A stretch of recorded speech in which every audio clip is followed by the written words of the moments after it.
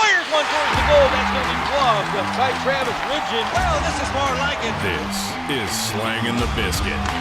Here's Travis Ridgen and Dave Wheeler. Shall we get rock and roll? Let's go. All right, ladies and gentlemen, I'm joined by a good personal friend, my personal goalie coach, somebody that I've had the privilege of knowing for a couple of years, Mr. Pasco Valana. We were at the gorgeous Vancouver Lookout. We've been blessed to be allowed up here, exclusive access to record today. And it's absolutely amazing. Bruno let us in, and she was amazing, first class, customer service skills, and what a beautiful view here today. It's awesome. And I'm your only friend, I think you were saying. One of few. One of very few. The weather outside right now is very indicative of our relationship. Yeah, schizophrenic. Very schizophrenic. Obviously, you can't see in the video version of the podcast, but to the North Vancouver side, it is pissing raining like hell. And on the Kitsilano side, it is blue skies, beautiful sunshine. Sunny, gorgeous, volleyball weather. Spanish banks happening. Oh yeah, it's going to be incredible. It doesn't get any better, but it's just like our relationship. Exactly. One thing I want to kickstart the podcast off with, a little hot, contested topic, shall we say. It's very hot. All right, let's do it. Binnington, Fleury, fight. Yeah. Almost fight. Do you have any thoughts on that before we get going? Binnington himself is a very highly competitive guy, super highly competitive. And, just from people that I've known from inside the game, that he is a goaltender that likes to punch a few guys here and there. He does. He stays in the game that way, and I think it's really, it's his way of staying grounded, focused, and feeling a certain way to play. Unfortunately, that has to be tamed down a bit. In that particular play, when they scored, the player skated through him. He could have tried to avoid him, but he did skate through him, and Binnington took it the wrong way.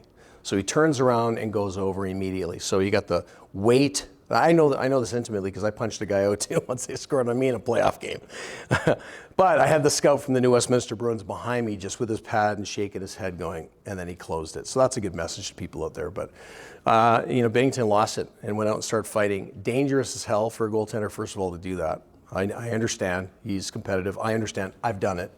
But the challenge is that, now he's got a bit of a target on his back, so they know what to do. They know how to get under his skin. And when you're highly successful like that, that's what they're going to do. So anyway, he skated through his leg, and he got up and started something. And then, of course, Fleury comes down. Now, that was a blessing and a curse at the same time, because that would have been great to see, Binnington and Fleury. But I have a feeling Fleury would have beat the crap out of him. You think so? Yeah. Similar weight, similar height, both. I think 6'2", 180 pounds, 170 pounds. Yeah, but Fleury, he's you're not going to skate down casually and really want to go unless you know what you're going to do. And I think he'd probably take him in that one. I had an idea the other day. Yeah. They're playing each other on April 8th, so this podcast is going to go up after that. Nice. Opening face-off, first period. The boys start them both at center ice. No, they both start in the cage, and the guys know what's going to happen. Puck drops, everybody goes to the bench, and the goalies meet at center ice. It's straight out of the FPHL. Listen, send that to Gary Bettman. Anything to sell tickets, anything to get eyes on the game. I just think it's going to be, something. I think they're going to be razzing him quite a bit. I think that's what's going to do. They're going to do a lot of flybys, and they're going to do a lot of chirps. If anything, that's what you want to do. Mic the players for that particular game, because it's going to be a beauty of chirps. That's what it's going to be. Apparently, during the game, the Blues were up 3-1, 2-goal lead, and the guys in the Wild bench were giving it to Jordan Binnington, letting him hear it. Obviously, I got 2 cup rings. How many rings you got? Yeah. And they bury 5 unanswered goals against him. Yeah. Excuse me, it was 2-0. Sorry, 5 unanswered goals, and then obviously gets the better of him. Do you think that, I have my opinions, but do you think that has a place in hockey, the way that Jordan Binnington plays the game, a little bit of an edge, that fieriness? I think it needs to be. I mean, and that's the competitive nature of a goaltender. Does he need to go around swinging and, karate chopping and using his stick as a mohawk, an axe? Probably not. The main objective here is if he wants to battle, go ahead and battle, drop the gloves, take off your helmet and rock and roll. But you're always going to be on the losing end of that. I could just imagine fighting Evander Kane. It's going to be like it's like Chris Rock, fighting Will Smith. I mean, he knew his place and time, and he said, what did he say? He goes, when Will Smith slapped me, I kept hearing "Summertime" in my head. I still hear it today.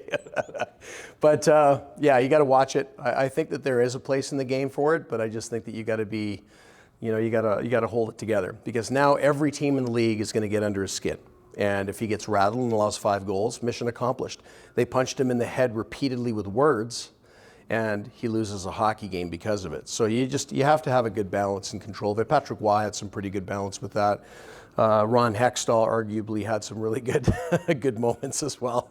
I wouldn't want to fight either of those guys, but and look at, Hextall was the general manager of the National Hockey League. I mean, they're competitive, they're fiery athletes. These guys want to win more than anything. I don't think that Jordan Binnington does not want to win. He definitely wants to win, and you tapped into something that fires him up. So, if that's going to help him play better, then go ahead. But if it's going to, contribute to you playing worse or allowing 3, 4, 5 goals, then you might want to listen to to your goaltending coach there. You might want to listen to yourself and go, hey, I'm not going to give him that free biscuit. You know what I mean? Yeah. Now, this isn't the fighting podcast, but for those that didn't know, we were robbed of a Patrick Waugh Ron Hextall fight. Did you know that? No, I didn't know that. When? 1987. Yeah. Flyers are playing the Montreal Canadiens. Yep. After warm-up, whatever happened, and Ron Hextall is going at everybody. Patrick Waugh was already in the locker room, and I believe, I could be wrong, Mike Keenan might have been the coach at the time. Whoever the coach of the Canadiens was at the time locked Patrick Waugh in the dressing room by himself. And he's like, why aren't you letting me out of the room? He's like, just stay there. And Ron Hextall, and then the Chris Chelios thing. But we were robbed of a Ron Hextall Patrick Waugh fight. Oh, that would have been beautiful. That would have been beautiful. Pay-per-views. Well, you know what? I love Patrick Waugh because he's such an amazing guy. I don't want to talk anything, negative about him. He is a competitor, and he is, he can be a jerk as well on top of it, which would be, it's the right type of jerk. It's like it's like having, who's the guy from the Bruins there? Rask? No, he's a player. He gets irritated. He irritates everybody all the time. Oh, Brad Marchand. Brad Marchand. Okay, so everybody needs a Brad Marchand. As much as you hate a guy like Brad Marchand or hate an attitude, say, of Patrick Waugh, sometimes those guys you would kill to have them on your team because they're the one. It's like Buffalo, Amazing guy for the Chicago Blackhawks, was dominant. He was a murderer for Vancouver, dreams of winning the Stanley Cup. And, you hate the guy. But at the same time, you got to love him because if he was on your team, he'd probably be your most popular player just because he knows how to get under the skin of players. And he knows what to do to win. And you look at Brendan Saad, been traded all over the place. He always comes back. They always win the Stanley Cup. So it's pretty impressive. The next one I got for you, Yeah. and you mentioned a guy that you want to have on your team, a winner, must-haves, Andrei Vasilevskiy. Now, I have a take for you, and I want to explain you this first, and to the people listening, and then get your opinion. I personally think he's on steroids. I think Andrei Vasilevskiy's on steroids, and here's why. You have a goaltender who's 6'4", almost 6'5", moves better than everybody else, is faster than everybody else, and it's not even in the same category. There's him, and then there's the rest. How else do you get like that? I mean, you can make the argument that there's this massive Russian invasion of goaltenders, Sorokin, Shesterkin, Georgiev, Vasilevskiy, Varlamov. You have all of these Russians. Taysov in Columbus. Yeah. Thoughts? Yeah, the thoughts on that, very, very simple. Who knows? Who knows if they're on it or not? Vasilevskiy himself is a highly talented, incredibly gifted, strong athlete, and you just have him. Arnold Schwarzenegger, comes in, he's got a beautiful physique. Regardless of taking drugs or not, I can take 10 times the drugs, wouldn't have the physique he has. But Vasilevskiy, typical Russian player, strong-minded, very, very strong mentally, fully athletic. He's naturally big. When I was on the ice in Madison with some of the guys that were on there were like Jake Allen. Jake Allen and Ben Bishop, they skate like they're 5'7".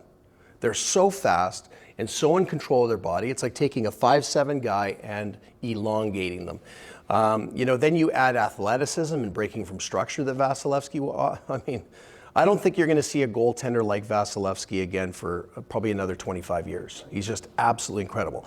Now, the influx of Russian goalies, the secret behind the whole thing is that the Russian Federation, went to Finland, identified some of the things that they have, and they have a structured book in Finland that talks about what you should teach, when you should teach it, why it works, all the way through that. I can't read it, it's in Finnish.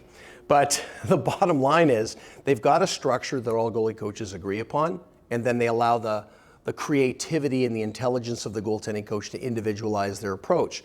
The Russians took that and they built upon it, from advice from Vladislav Tretiak, who I've coached with a couple of times, way at the beginning of my career in coaching goaltenders. And that man was incredible, and a huge man, and a man with hands like, you're shaking hands with 5 bananas, basically. It's just like incredible. But he just understands the game at a completely different level. That's Vasilevskiy. He understands the game. He does the small things, like even the reverse poke check when you try to come across, where most goaltenders would turn and slide. He turns a stick over and poke checks you. I mean, he just thinks at another level. And I think that the Russians have now taken that structure from Finland, the blocking power of Sweden, the North American kind of compete level and breaking from structure, and then you've created this Russian, steroid monster, that I think comes from knowledge versus the drugs themselves. Ilya Sorokin, you've got all these different guys that are really playing at the top level of their game, and it's that competitive nature. And I bring it back to, even the MMA. When you look at, the former champion there, what's his name? McGregor? What's that? McGregor? Khabib? No, Khabib. Okay, so you look at Khabib, you even look at some of his coaching things. He goes, listen, I don't care if you hate me, it doesn't matter. But you'll never quit. And if you do quit, I won't coach you. So it won't make any difference. But he says, you can go there, a guy can break your arm, you can do whatever, you can lose, but you never quit. And that's basically the Russian way. I hate to, give them lots of praise in the fact that all these things are going around worldwide. But when you break it down to hockey, never mind the political forefront or background, you start looking at what makes them incredible hockey players.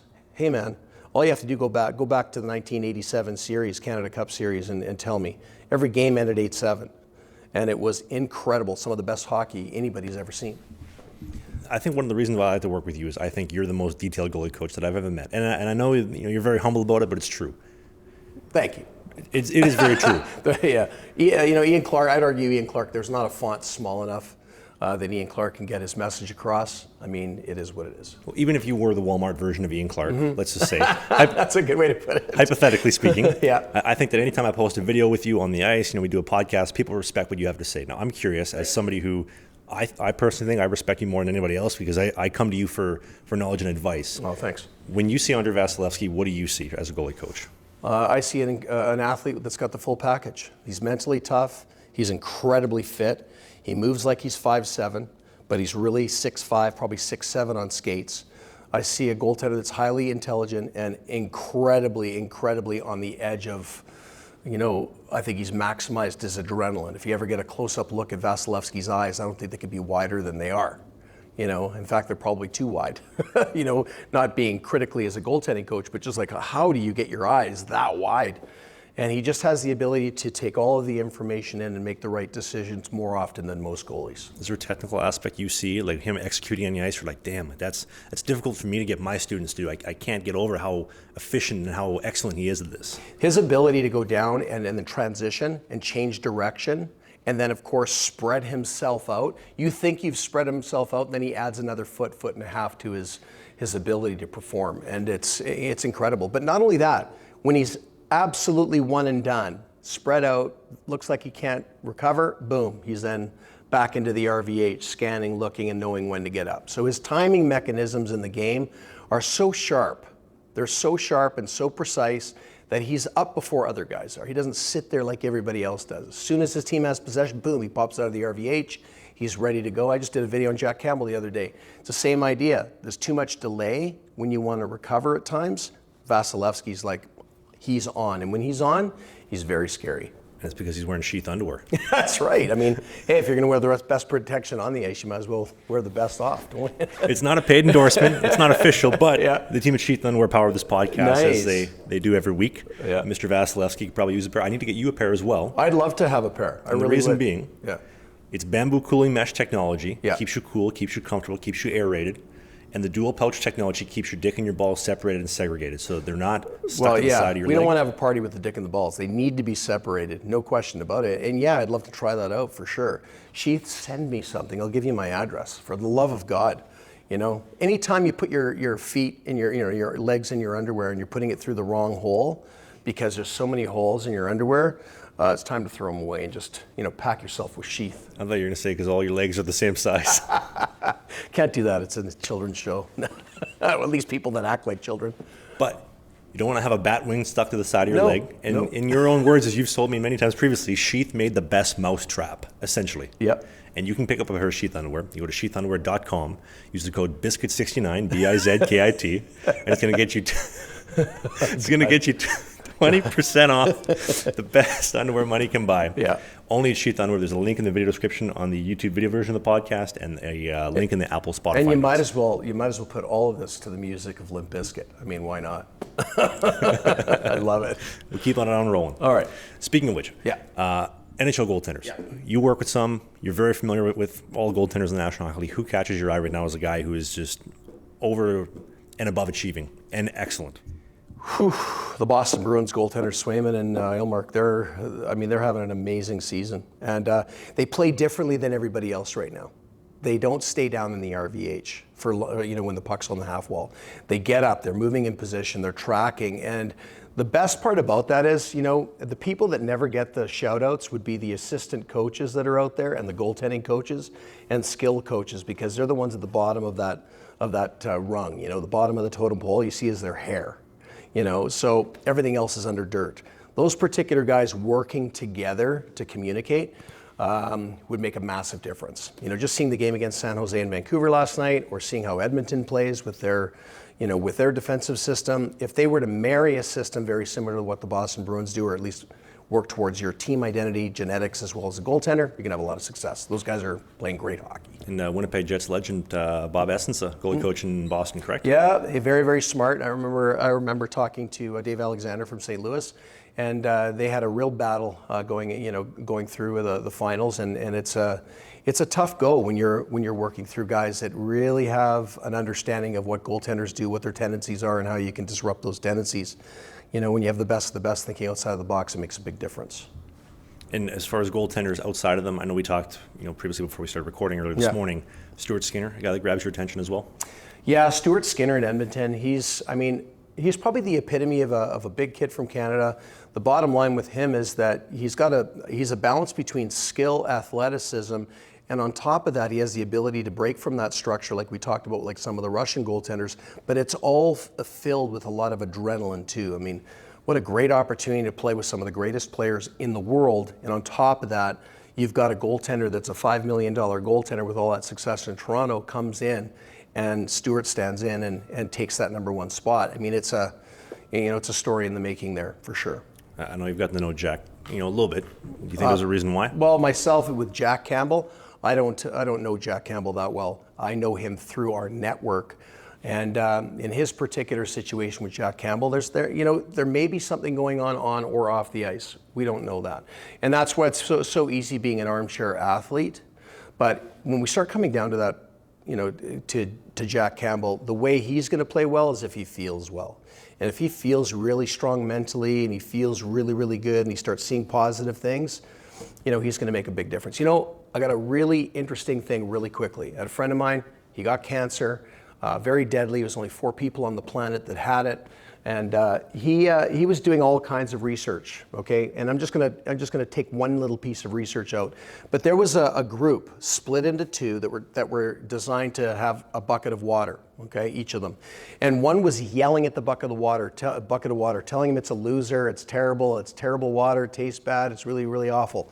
And then the other bucket, they were just telling it good things. Oh, you taste so good. This is fantastic. It's amazing. Both buckets were frozen. The one that was negatively screamed at was all shards when it was frozen. All shards, really jagged edges and things like that. And on the other side, the water had individual snowflakes that you can see, in there. And they went, it's probably a fluke. They did it over and over and over again. And ultimately, it was the same result in the end. So if we're 70% water, maybe if we stop the negative self-talk and start blocking that out and start talking positively to ourselves, maybe we have the ability to make some chemical changes inside of our own body. No, it sounds weird, but hey, they're already starting to break apart cancer cells with certain frequencies, which is pretty amazing. I saw it on a TED Talk recently. So getting back to that, not off a tangent there, but Jack Campbell, hey, if you feel good, you look good. He's got the talent and the skill to bring it forward. There's just a few things that are left in his game from Toronto that he's brought over to a team that's trying to outscore their problems. And it's really, really hard to do that. So I think the smaller little adjustments in his game teamed up with working with the defensive core to minimize those spots. Hey, all the evidence is there. You know exactly where they're scoring. You know what types of shots are beating them. You know, you can address that really easy. I'd say 2-3 sessions, you should have that over with. I think one thing I noticed with Stuart Skinner, kind of go back to him for a second, big guy, 6'4", I believe. I believe so, yeah. Big guy. Yeah. Spends probably 60% of his game sitting in the RVH. Pucks at the half wall, he's still sitting there. He just chills there all day. And Thatcher Demko, maybe the Ian Clark effect, another guy where the RVH is almost like a style of their game. You know, it is. They're leveraging that quite a bit nowadays. You know, and that triangular pose of the RVH. I mean, it's what is it? It's a butterfly, and you lean over, and then one leg has to extend so you don't fall over. But it puts immense pressure on the hips, and I think it's more of a VH style, meaning that it's more of a reactionary block save than it would be sitting in your block. It's kind of a combination of both, but you don't want to be sitting in it for that length of time.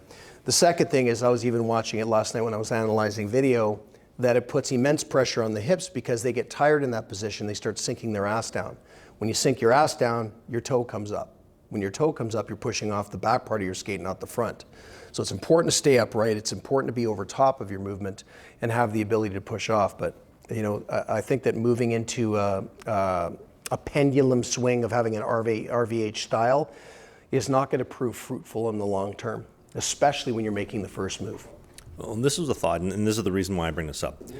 Across the National Hockey League, you know, I've talked about the stats before, but only 4 goaltenders in the National Hockey League that are in the top 30 in save percentage are 6'1" or shorter. Everybody else is 6'2" plus. So we're talking big guys. The top 40 in wins, only 3, might be 4 now because this has changed a little bit in the last couple of weeks, but only 4, again, are 6'1" or shorter. So it's a big guys dominated game. When you have these men with huge, long shins, you know, these big, elongated frames, as we talked about, where the game is 60% in the RVH for a guy at 6'6" in Demko or 6'4" in Skinner, you know, these massive human beings, are seeing them break down faster. You're seeing guys go down with injuries. And to come back to a topic that, you know, I've been talking about, you know, for the last 3 months because I got it done, is this hip surgery epidemic in goaltending with this strain. It's unbelievable. I'm surprised that, you know, there's not going to be lawsuits in certain situations. Let's put it this way: you got Demko that's off. You've got, or it was off. Well, he was just off for a groin injury. Correct? Groin injury. But I'm just saying that all of those things do play a role when you, especially when you're recovering from that. Have you ever tried to recover from an RVH across the Royal Road up to get up onto your feet? There's a lot of pressure on the groin, a lot of pressure on the lower back, a lot of pressure on the hips. So for me, I've inherited 4 goaltenders just now, and one of them's 15 that all need surgery, hip surgery. 3 of them have gotten it, and now we're going to go into rehab. You're one of them. You know, if you don't take care of your hips, you might not play. You might be a commentator.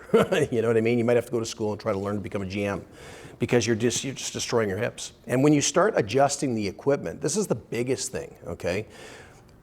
Gary Bettman and everybody else has done a great job at trying to increase the scoring. I mean, the scoring is ridiculous. Vancouver, 20 shots apiece last night against San Jose, 6-2, 8 goals scored on 40 shots. It's scoring a lot. But the problem is that the goaltenders, they're getting bigger. The knee stacks are getting smaller, so they're putting a lot more pressure on their hips.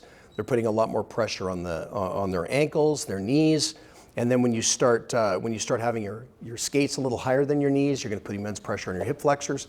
So it's to the detriment of the health of the goaltender to start really moving some of that equipment away. On the player side, they're improving it. They're making the sticks better, the shots more accurate, lighter equipment. You know, for the goaltenders, they're shrinking everything down. And when you have those long limbs, you need some shim or something to shore up what they're putting down onto the ice first. And you know, equipment manufacturers have a lot of thinking to do with their engineers in order to make those adjustments. I've thought about that long and hard myself personally, and as great as it would be to, you know, fix certain pieces of the equipment to help our goaltenders, you're going to maybe decrease scoring because the knee stack gets a little bit bigger, maybe the chest gets a little bit wider, maybe the pants get a little bit wider as well. The scoring is going to go down. The NHL doesn't seem, or at least that much interested in the goaltender's health. At least I think. Do you think that maybe adding almost like a baseball rotation, if you have 8 goaltenders and everybody starts a different game, would be the solution to that? As guys get bigger, they break down and everybody's getting injured. Well, yeah, you overplay people. Like if you overplay your goaltenders, I thought they overplayed Vasilevskiy last year, like way overplayed. It was not managed, especially when you have Brian Elliott there. as a more than capable goaltender to go in and even be a 1A, 1B goaltender. But whenever you overplay, and if you don't say count the number of butterflies or count manage the number of RVHs that goaltenders are going into, you're going to chip away. I mean, everyone's different, but the damage is all the same. It requires those 3 little holes in your hip, and they got to go through everything and shave everything down. It's a real big problem. And then you got to hope that you've done the right things to get back at it again. So I think the equipment, fooling around with it, I don't think you need to make the equipment bigger to protect it, but you do need to augment areas such as your joints, your ankles, your knees, your hips. You need to make sure that whatever a goaltender enters into, that it's complementing the comfort of the joint, or forget it. The reason I said equipment becoming bigger was, and this is just my thought process, big guys, 6'4", 6'5", like myself, we have a huge shin. And when you shrink the size of the pants, you have to crank so far over to get that tight seal on a reverse, as opposed to you added, I don't know, maybe like a ½ inch of coverage in the pant, significantly less strain, especially when we're in that end range. Yeah. And that was why I was thinking you shrink down or add more to the pants. That could be a solution. Yeah, they don't want to do that. They don't want to do that. Of course, the National Hockey League is going to have more fans when they have more scoring. I mean, you watch soccer, arguably that would be the negative to it, but soccer, you can watch it for 90 minutes and nobody scores. But you shrink the field down and you start adding body checking to it, things change pretty quick.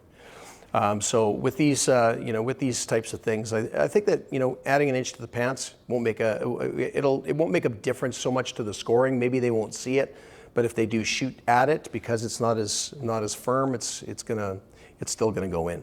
It's how you place your glove and your blocker and when to place the glove and blocker and your stick into certain positions that'll help you cover those holes. If you're trying to cover those holes with your hips, or you're trying to cover your holes by leaning, that's where you're starting to tear your body apart. So that's where some of it lands on the goaltender, and some of it lands on the equipment manufacturers and things like that. I was thinking more so, guys looking high, you have to get up off your ass like we talked about, lean the head over, you're cranking even more forward as opposed to... Well, yeah, you have to contort, right? If you have the holes, you're going to have to have the opportunity to kind of twist yourself into a position.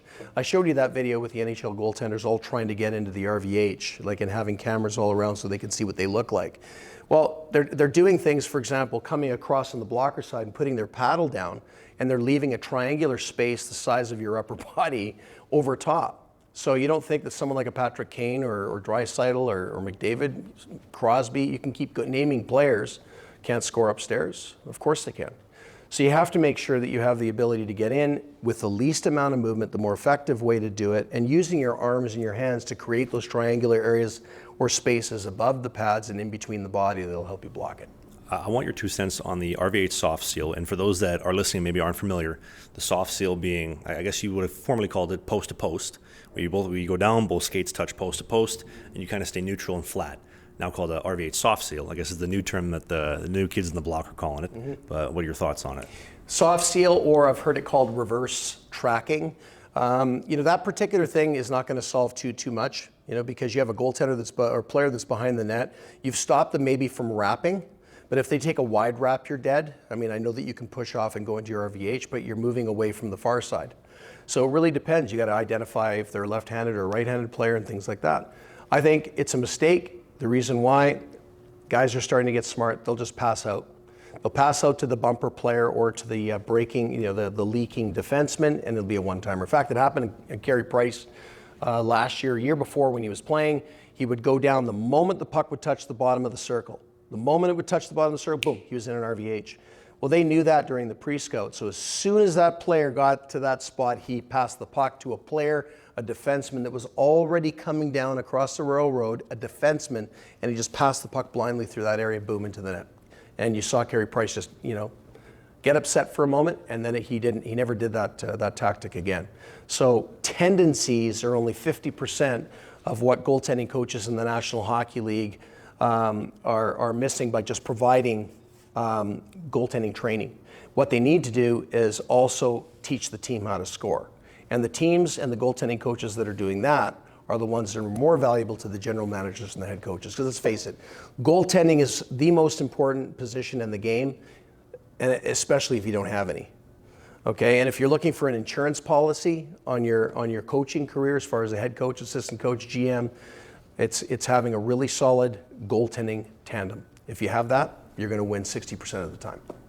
Just to backtrack for a second, do you think that Carey Price would be another victim of a career being cut short from the way that the game is being played with all the strain on the knees and hips and whatnot? Carey Price is I find Carey Price to be very economical. I don't find him being violently stopping, overusing an RVH or things like that. No, I don't. I think the off-ice stuff plays a role, but the on-ice stuff, he's just so efficient. He's so ice in your veins. He's so cerebral. He's an incredibly smart goaltender. You know, I'm not going to say he's the best of all time, but he is one of the guys that's up there. Quite possibly the best of our generation. Yeah, definitely. Now to be preceded by Andrei Vasilevskiy. Absolutely. Anybody else I'm missing in that list? Well, I mean, you could just imagine what the young guys look like coming up. You know, let's see what they do with Askarov. Let's see what Sorokin does. Let's see what these guys do. Did you see the save Askarov made on the breakaway where he went so far out of the net, fell ass backwards, the puck's trickling on the line, and somehow he breaks out the wood chopper and throws the stick down and stops on the line when he's about 6 feet out of the net. Did you see that save? I didn't see it, but it doesn't surprise me. I'll throw the video on the video version of the podcast, but incredible. I mean, it's that never say die attitude that they have. They've got nothing to lose. You got to remember, I talked about this with a guy actually just coming down here. The bottom line is that we here in North America don't know what it's truly like to suffer as a hockey player, to suffer as a person, right, really. You start going into other countries where, you know, maybe you're kept back in certain ways, or you don't have the opportunity to do certain things. There's pain involved in that, and pain creates pressure, which creates diamonds. So these guys want it. They've been there. They don't want to go back there, so they push to be the very best. They found something they're good at, and they're the best at it. North America, if they don't feel like it, or it's raining today, which is 70% of the time, what's going to happen? You're not going to be a part of those guys, and that's why you're seeing a resurgence. You saw it. The USA Hockey call for 51% of the NHL will be goaltenders from the United States in 30 years, right? Or by 2030. So that's a great goal to have, and for a while there, they were doing pretty good thanks to, you know, a few of the goaltenders that were playing well, but now they're non-existent. Canadians, same thing. We see a little surgence of a few guys that have come in, but they haven't been able to stick it out. Why are the Russians, why are the Czechs, why are the Finns, why are the Swedes coming in and not only playing, but they're sticking and they're taking over? Well, those pieces are because they come from areas where they are very disciplined over motivation. Discipline is more important than motivation. Do you think that, and I talked about it recently, we're not going to talk politics on the show. This is not I don't want to talk politics. This is not a political podcast, but this is a thought that I did have in all seriousness related to hockey, that over the past 3 years of goaltenders in, let's say, Canada not being allowed to play for 2020 and a good chunk of 2021 is going to reflect in the development and the lack of Canadian goaltenders further that you're going to see in the National Hockey League and in pro levels, as opposed to where in Sweden, where they were all open. The U.S., they got open very, very quickly. You're going to see those guys where they got the extra year of development. Yeah. Well, yeah, you're right. I mean, where you had the opportunity, I had guys calling me from Quebec, hey, do you have ice? Yeah, come on down and stay here. You know, go ahead and run your sessions, invite your pros here if you want. But, you know, the bottom line is, yeah, it's going to create a huge vacuum. And that huge vacuum is that, you know, players weren't allowed to play. They had to rent the ice. So in some cases, rented the ice by themselves just to skate. Okay, these are pros. So you got guys that were 15 years old, 16 years old, that were robbed of their opportunity to play hockey, and now they were 17, and really those 2 years or 700 developmental days were cut short. You know, usually you can expand your career. You turn 20, you go to the NCAA, you're there for 4 years. You go to the uSport, you're there for 5 years. You go to Europe, you're there for 5 years. But when you're 17, you don't get to go back and get your 16th year, your 15th year, and your 14th year. So that's why you got to be patient. You got to maximize that time, because nothing's more important than playing games and learning about your craft from the mistakes you make. I think if there's somebody that I do feel bad for, it's the guys that were 20 bombs for the 2020-2021 season and completely just robbed of that year. And no NCAA looks, no uSport looks. What are you going to do? I didn't play the last year. Yeah. Oh, too bad. Yeah, exactly. So you've got a generation of guys that are at the end of their 10 years of development, and then boom, COVID hits, and you know, you got a year, 2 years, 3 years that they don't play. You know, it's tough. I mean, at UBC, we've got that same situation with goaltenders too. You have a goaltender that comes in the next year, but the year before they couldn't play because, you know, of COVID. Now you're looking at, you know, They missed a year, then they missed 2 more years because other veterans are playing above them. So it's a tough go. It's tough to develop, and it's not their fault. It's just the fault of the fact that we lived through a pandemic, something that was hopefully once in a lifetime or once in a generation. And fingers crossed, because a lot of people suffered through it. But in reality, yes, it does definitely hurt them. It hurts the coaches, hurts the players, it hurts a lot of the teams. I think if there is one thing though that was good that came out of the the P word, can't say it on YouTube these days, but it's that I got to meet you. We developed our relationship, and that's why we're here. It's why you're my guy now. I wouldn't have otherwise been able to meet you and build our relationship otherwise. But I appreciate that, and I love the fact that you come out, you're willing to knock down doors, do the things that you need to do to be able to get around the people that you want to be with, and I respect that you've been around other guys. They offer some pretty phenomenal things and phenomenal opportunities, and they're good people, and they have their right approach coming forward. They just want to help people, and they get a charge out of making your goal their goals. But that's what I get out of you, is the fact that I thought it was going to be jokey for a little while, and then we got onto the ice, and I said, when we're on the ice, it's all business. When we're off the ice, we can fool around, tell jokes, do different things. But, I take it seriously because I want you to do it. And, you've managed to do it in Europe, you've managed to do it in North America, and who knows where you're going to do it this September. So, kind of sort of in North America. Well, we'll see what happens. But, there's opportunities, right? Like you saw recently, the MMA, Dana White say, hey, if you're even remotely a savage, he goes, nowadays you can just dominate. And that's where it comes down to is being a person that's disciplined versus the sugar high of motivation. Forget motivation. You're just really excited to go nowhere, but discipline is a driven focus on a previously redefined plan. And that redefined plan is reverse engineering where you want to go and stick to that plan all the way through. Not to deviate too much, but in the past 3 months I haven't skated at all. Soon to be 4.5, almost 5 by the time we finally start skating in a couple weeks. I think one of the things that I've tried to stick to help me stay disciplined for when we get back on the ice, we start accomplishing things. Because I've been sitting on my ass doing the dinkiest of exercises. It's easy to get complacent. And in all seriousness, me and my physio guy, we're celebrating doing a body weight squat. We're celebrating doing a deadlift with 10-pound dumbbells. It's so weird. But waking up in the morning, cold shower, ice cold, whether you like it or not, and then starting the day from there. I think that's kind of helped me personally. And in regards to just me personally in my development, don't speak to it because I know you're going to pump my tires, but I love hockey and I don't take no for an answer. And if you tell me no, okay, well, somebody else will tell me yes. I just have to find them. So we'll keep going until I find it. There's great stories about that. We briefly talked about Giuseppe over in the United States in football, same idea. If you have the want, need, desire, the focus, the motivation to create discipline like you have, discipline is over emotion every time. Oh, I don't feel like doing it. Forget what you feel like. What's the right thing to do? And can you put your head on the end of the day on your pillow and say, you've moved yourself one step closer to your goal? If the answer is yes, sleep well. If the answer is no, who are you fooling? The first person you're going to lie to is yourself. And you run into lots of guys. Usually it's the parents that say, oh, my son's this, my son's that, my son's this.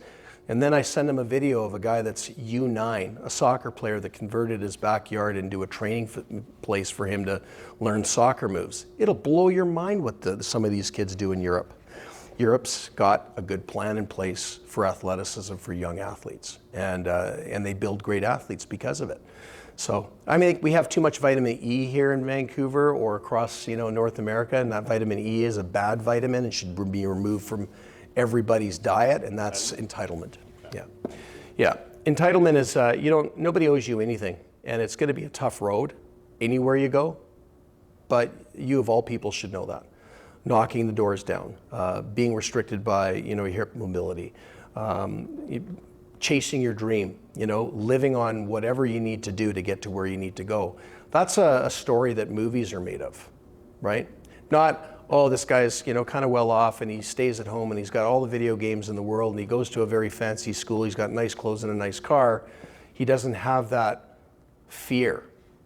Everybody that you look at, whether it's M&M or whether it's Navy SEALs that go through basic training where they treat you like an animal for about 6 weeks, those types of guys and gals that live in that type of world, look at the MMA, all the people that are coming from really tough places are winning world titles because they know what it's like to be at the bottom of the barrel.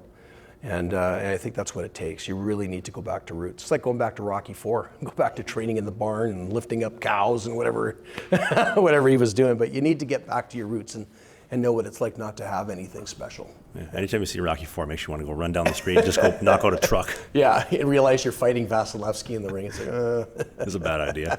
It's a bad idea. It's going to get choked out. Yeah, exactly. Well, Carl Weathers found out the hard way, I guess. I did want to say, just for the record, for one thing, I've been criticized maybe over the past couple months, just with my hip surgery, and this is more of a personal note, of people, saying that like I'm a quitter, that I make excuses. Well, like the past year, and you know it personally, we kept it hidden from the public so that people wouldn't know, but like I'm taking steroids left and right because it's the only way I was able to skate. And then it got to the point where I just have no gas in the tank. I'm like, I can't do this. I've given you everything. I have nothing. I need this surgery. Well, not only that, it's the fact that your body, other areas of your body are overcompensating to protect you in that area, so you're really wrecking your body. And as you get older, you don't know anything now. But when you get older, your body will remind you of every stupid decision you ever made. And, you can criticize all you want, but if you can't move, if you have to sit in water, cold or ice water, just to even remotely move through the night, or move through the day, I mean, you have to make changes. And in my opinion, you made a very gutsy decision. It takes a lot of guts. And then on top of it, you didn't quit hockey. You said, okay, I'm going back. First thing I said was, I'm not retiring. Yeah, exactly. I can't afford to. Yeah, just wait until you get there. Yeah, exactly. Financially. But just wait till you get there, right? Just wait till you get there. And I think people should draw the fact that you're a normal guy, a regular everyday guy, that's very motivational, because you have every reason not to do the things that you do, and you're doing it. If we're being honest, like I don't have an overwhelming attribute that wows you. I was blessed by God to be 6'5", and I thank the Lord every day for that, because it's probably the only reason my career is still somewhat alive. Like if I was 5'11", I would have been toast like a long time ago. But it's really the only attribute that I have. I don't take no for an answer, and I keep trying to find new ways to improve. Yeah. And through that, you're taking an opportunity where you're going to be knocking on a bunch of doors that people won't knock on. You look at guys like Scott Darling when he went through it. He was down playing in the Southern Professional League, and every time someone had a bad game, he'd make a phone call. Hey, I just want to let you know, I just want to check, see if you're looking for goaltenders. And he took care of his own business, but he had a dream. Really? Yeah. He would call the coaches. He'd call the coaches or email them or connect them and say, if you're looking for a goaltender, I'm ready to go. And you know what? It sounds like a long shot. The guy's got Stanley Cup rings. He busts his ass, and I had the opportunity to spend a little bit of time with him. Even piggybacked him down in Madison, Wisconsin, with his feet dragging on the ground because he's such a huge human being. But a really down-to-earth, great guy. And what's really interesting about Scott is that he wants to tell his story through a movie. So it would be really interesting. I mean, it's a dark story that probably Disney at that time wouldn't have taken, but they would be smart to take it on, because it is a really amazing story, of how a guy perseveres, literally took over for Crawford because he was injured, and they won the Stanley Cup. Like, it's pretty awesome. And what do you get to see from that story? Like personally, that most people haven't. Well, you can make decisions in your life that affect you in a negative way, and they are, and sometimes they get out of control. That you're willing to submit your ego and work hard once you find out you have an ego. And then you're willing to do whatever it takes to achieve a dream or a goal that you want, because you realize you only live once and you are worth it. Are we talking about on or off ice? Well, you're talking about everything. Yeah. We'll just leave it at that. Okay. He's an amazing guy, and I hope that he gets that opportunity. So if you're a producer out there, or if you're someone that's out there looking for a great story, call Scott Darling.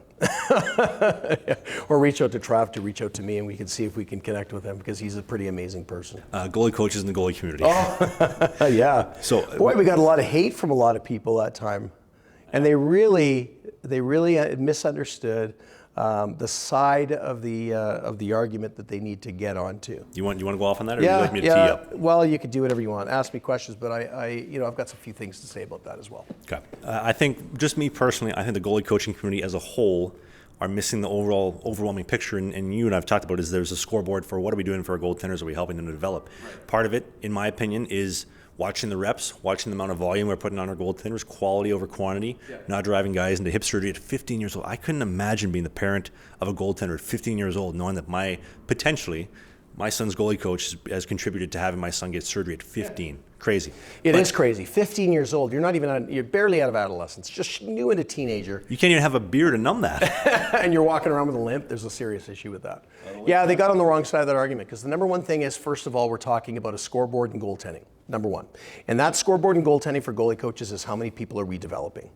And if you're charging $400 or $500 and you're not in the market where it costs a lot of money for your ice, charging $400 or $500 is going to limit the average goaltender from getting the development that they need. Not that you don't deserve the money, and we'll talk about that in a second. It comes down to how many times can a goaltender participate in this, and how many parents of goaltending coaches known that they've paid $50,000, $60,000 to join an academy that they don't have, that they probably are not quite ready for, and they could have gotten the training with you by sticking to a certain plan and getting lots of games in a minor hockey system, and wait to go to an academy and be really effective.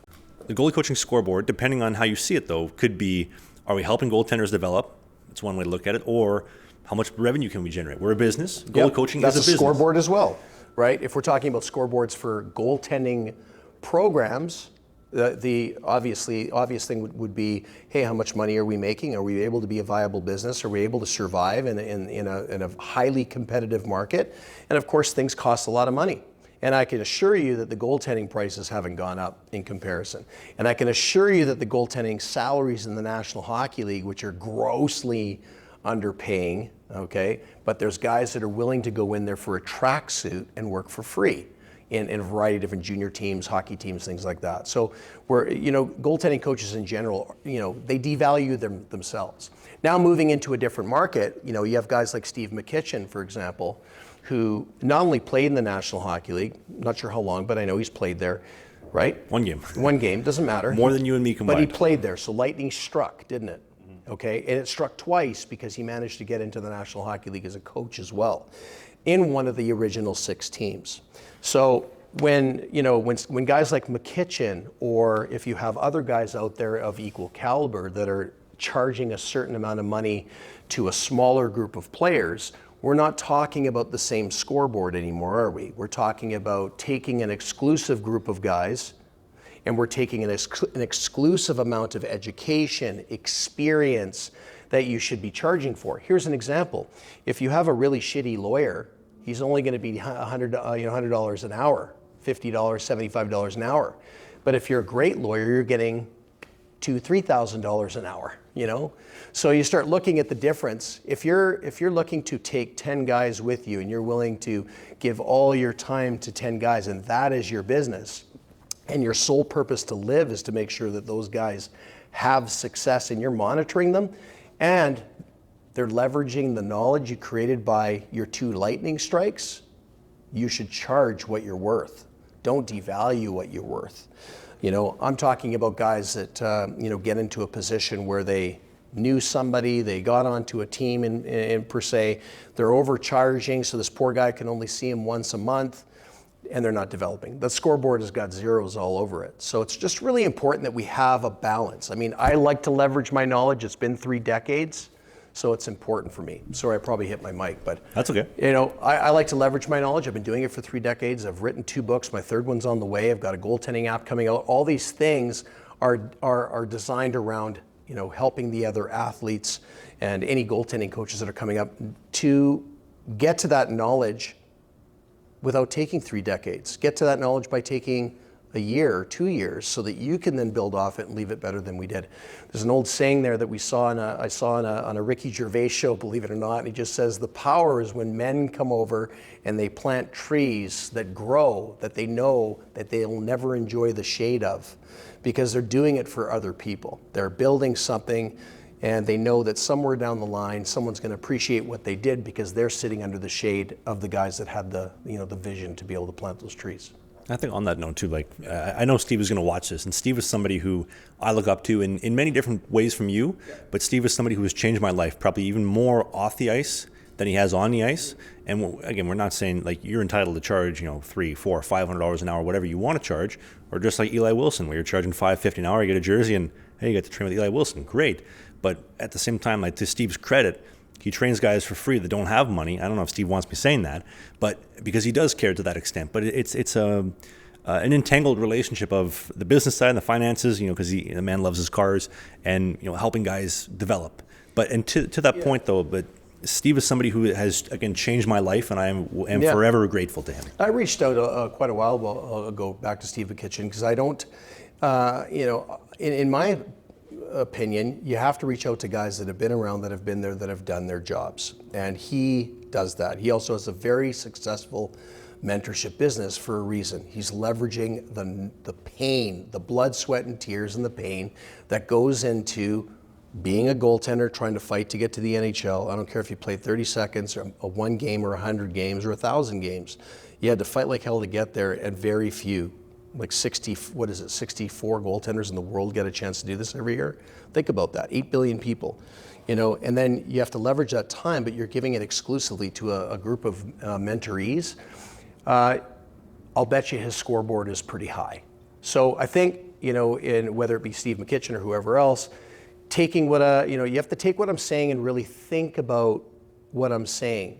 If we're talking about development, we need to be able to see the goaltenders often. Maybe that's a camp, and maybe that's a weekly type of academy. You need to do something to make it affordable so that athletes can get out and do the things so they can one day work to an opportunity to be mentored by a pro goaltending coach or someone who's got that skill, knowledge, and ability, or at least someone who is affordable that can tap into the incredible minds of the goaltending coaches that actually live that life every single day. But to me, goaltending coaches are really underpaid. Guys like Mitch Korn and Bill Ranford and Ian Clark and, Francois Benoit Lair, and it goes on and on. Like, these guys have pioneered, and most of those guys have never even played in the National Hockey League. They just study the game so much, so hard, that do you want to make a mistake? Do you want to waste 10 years to find out the wrong way? Or do you want to go to a person that has done their homework, that has a proven scoreboard of successful goaltenders? That's the difference. Do you know what an NHL goalie coach makes? Rough idea? A little over $100,000 a year, probably 115 to 120. Some make a little more. And That's then it? there's guys that are Stanley Cup champions that probably make over 200,000. A little over 200,000. And when you think about it, it's like, wow, that's a lot of money. No, it's not. You can go out and get a job that pays you $100,000 a year too, and it's a regular job. The key is the fact that all of the pressure in the world goes on that goaltending coach, because he is giving everything in his or her power to develop the goaltender. But he's not playing, but he's being, or she's being, evaluated based on the fact that how this goaltender plays. So in reality, like, if the goaltender also, you have to earn enough respect for them to really accept a small adjustment or an improvement. It's tough. It's a real tough, conundrum to try to solve. And coaches are responsible for 14, 21 players, 28 players at times. Football coaches are responsible for 55 plus. But an NHL goaltending coach has to really manage not only the two that are there, have to really guide the guy that's in the development group, make sure that he's building assets that are going to complement and align themselves with the team in the event that they. How many times have you seen teams go through 4 or 5 goalies in a year? It's really tough because they're getting tired, they get sick, they don't play well, or frankly, they find the combination lock, right? They know the 2-3 tendencies you have and they expose them. They did it to Reimer last night. It's crazy. You mentioned a guy getting paid only $200,000. I don't know if he wants to mention this, but I remember, Steve McKichan mentioned to me, he spends 4 or 5 years coaching Toronto. The Pittsburgh Penguins call him up in 2011, 2012, whatever it is. Hey, we'll offer you $250,000, $500,000 a year to come fix Fleury. This guy's a basket case, and he says, well, I'm making like double that coach, like doing my own business. So why would I want to coach in the National Hockey League when I can be more wealthy, I can support my wife, support my family, and do what makes me happy, and he still gets to have his 3 cars and beachfront property. So just crazy how underpaid goalies in the whole goalie coaching realm is. Well, on top of that too, it's like, he's got a business that already pays him. So why would he go and leave that business to go make less, number one. Number two, what about the family factor? What about the fact that you are going to live and time is going to pass and you are going to not have a strong relationship with your wife, or you're going to miss the key critical phases of the first 14 years of your kids' lives. And you're doing it because you're chasing a Stanley Cup and a dream. right? And it's really important. It's great work to do, but it does take a toll, a big toll, a lot on coaches and goaltending coaches as well. It's not the easiest gig in the world when you're home, 7 or 8 days a month, and the rest you're always working. And it's not like a 9 to 5 like most people think. You're going to the rink at 6:30 in the morning. You're trying to get ready for practice, which doesn't start till 10. And then they're off the ice in 35, 40 minutes. Then you sit in the coach's room and try to figure out what's going on and doing pre-scouts and everything else, getting ready for the meeting and make sure any last-minute demands from the head coach are there. You got to have it all there. It's a lot of work. I think that's one of the things that not to go off too much, but my woman personally is trying to communicate that to hers, and it's difficult to understand, is that this isn't a 9 to 5. It's not Walmart. It's not working in an accounting firm. It's like you mentioned. There's no hours. There's no prerequisites. Technically speaking, there's nothing required. It's what is going to get the job done. It could be nothing. It could be everything. It's not in comparison to what Elon Musk is doing with with rockets and with social media outlets. Elon Musk used to sleep in his office. Why rent an apartment? I mean, when he was creating and working on PayPal and different things like that, he was living at the office. And when you're an entrepreneur, or especially a solopreneur, you don't have much chance. You have to do what you have to do at every waking moment. One of the things that Steve mentioned, you and I have talked about privately, and Steve and I have as well. Yeah. Steve says that you have to be a full-time income goalie coach to be a quality goalie coach. And I think one of the flaws with that is that being a full-time income goalie coach doesn't mean you're providing quality. Working for 40 years doesn't mean you're providing quality. I mean, I'm looking right over across the street here at the Scotiabank Tower. The CEO could be there for 10 years. Doesn't mean he's doing a good job. Right. It's the scoreboard of, are we helping our goaltenders develop? And to that point, I think one of the reasons why I respect you the most is that you're not even a full-time goalie coach. Most people don't even know that. You work at the airport as a firefighter full-time. That's where your big chunk of change comes from. And then you goalie coach on the side. Yeah. So to you, what is a good goalie coach? What is a quality goalie coach in 2023? I think it's a person that has the ability to take all of the knowledge that they have, not be scared to gather more knowledge and really believe that they're right, or they could be wrong, but see all sides of it, but having the real success in conveying that message and speaking to that athlete. There's that old saying, when the student is ready, the teacher will appear. If you have the ability to become that teacher and have students move into those abilities to make or to have an understanding that they can accept what you're doing, that to me is a great goaltending coach. And there's guys that do it part-time. Mitch Korn used to run a hockey rink. He used to manage a hockey rink, and he was working for the Buffalo Sabres. He was working with, some of the greatest goaltenders to ever play the game. So, no, I don't believe that at all. I think, that could be emotion talking, it could be something else talking, but no, not at all. You could be incredibly effective at what you're doing. For me, it's just the fact that you want to be able to make an impact in an athlete's game, and I just don't allow certain things to stand in the way of helping that athlete achieve excellence. I mean, look at the depression, suicide rates, and mental things that are going on today in the world. Do we not want to curb that a little bit and try to help these guys understand that hockey's not the only thing that you can do, but at the same time, give them the opportunity to realize that there is a dream there. Why not go chase it? And in the meantime, you'll learn a lot of invaluable lessons on how to work with people, how to take direction, how to give direction, and how to win the game of whether it be, sports, hockey. You might be, working as a CEO or a manager of a business. And I don't know if you haven't had the chance to meet him, but again, Steve is one of, if not the greatest mentor, just off the ice wise, that I've ever met in my life. Yeah, that's why I was a little bit hurt that he took it the wrong way, because I definitely had someone like that in mind when I was saying, there's guys out there that have done the time, done the energy, that have done the work, that has acquired the knowledge, and have elected to mentor people in a very specific situation and be able to share and marinate their athletes in all of the knowledge that they have. Hey, it's a successful business. That's what you should do. We're talking about, what we're offering to young athletes enough to be able to even get remotely close to even being accepted into a program like that. Because, you get guys that are 15, 16 that can't even skate. They have no strength in their legs. These are the basic pieces that should have been handled at 8 and 9 and 10 years old. So hopefully goaltending coaches that are out there that understand what I'm saying, remember it's a scoreboard on development. And if you're converting lots of players and the economy dictates how much you have to charge, or your knowledge dictates how much you're supposed to charge, and you're not willing to waste a lot of time being a babysitter. You want to be a driver and a worker and a guy that's going to bring someone through to the forefront of the National Hockey League. You got to charge for that, no question about it. Do you hear that?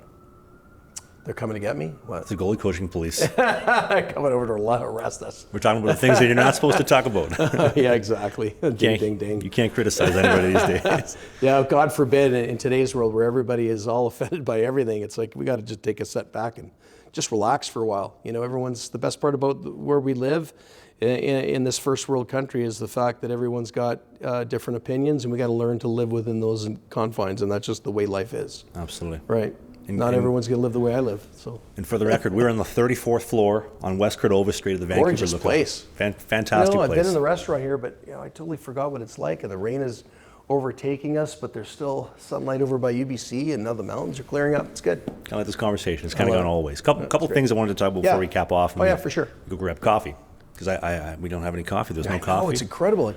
It's not hot. It's not strong. There's no I coffee. need my nectar in the morning. I tell you that much. Liquid of the gods. Liquid gold. Nectar of the gods.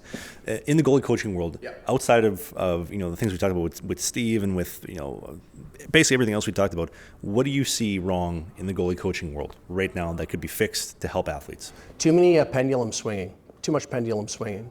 So the things like the panda, the things like doing a variety of different things that you're spending way too much time on, where you should only spend a certain amount of time in certain areas. You shouldn't be spending, if less than 2% of the time people are getting beat in the RVH, why are you spending 98% of your time in an RVH? Just really ridiculous things like that. Oh, everybody's coming around to say hello. That's Place good. is opening up. Bailey going to work. Good. I think one of the things we talked about in the SkyTrain today was you talked about goaltender gives up 8 goals in the breakaways on Saturday night's game, and they're spending 75% of their practice on Monday working on reverse integrations. Why? Doesn't make any sense. Exactly. I mean, even in that app that we were talking about, the one that's being developed, you're going to be able to drill down exactly what type of shot, what location, how you were beaten, identify that, and then have the ability to develop a plan to address that in your next session. So these types of things are really important, and it's going to be, the ability to open things up for people, provide a tool for any goaltending coach where they can create their own system and how they teach, because every system is unique to every goaltending coach and they work. The key is how can we be more of service to our athletes and be able to actually focus on the right things rather than just doing what we feel like doing on the ice that day. Absolutely. Well, Pasco, it's been a pleasure. Yeah. This is going to be episode 37 of the podcast. As always, it's fun having you on. Steve Penny, who else is 37? Connor Hellebuck. Connor Hellebuck. My favorite goalie. Yeah, oh yeah. Yeah, exactly. You should have him on the show. I've tried. I'm looking forward to getting Matt Murray on the podcast again. That'll be good. He's a phenomenal goaltender. I'd love to be able to talk about him in the next features. He was actually just here. We were here having a good conversation maybe 2 weeks ago, right over there. So talented goaltender. Extremely, very underappreciated by the Toronto faithful and the Leafs fans. Come on, guys. Come on. The guys could be the reason why you win the Stanley Cup. Well, anyway, on that note, again, this is episode 37 of Slangin The Bizkit. We drop a new episode every Sunday at 11 a.m. Eastern. That is 10 a.m. in Winnipeg, 9 in Calgary, 8 in the West Coast here in Vancouver. Also, make sure you pick up a pair of Sheath Underwear with the code BISKIT69. I got to go do that today. 20% off the best underwear money can buy. Looking forward to seeing you next Sunday, and thanks for listening. All right, take care.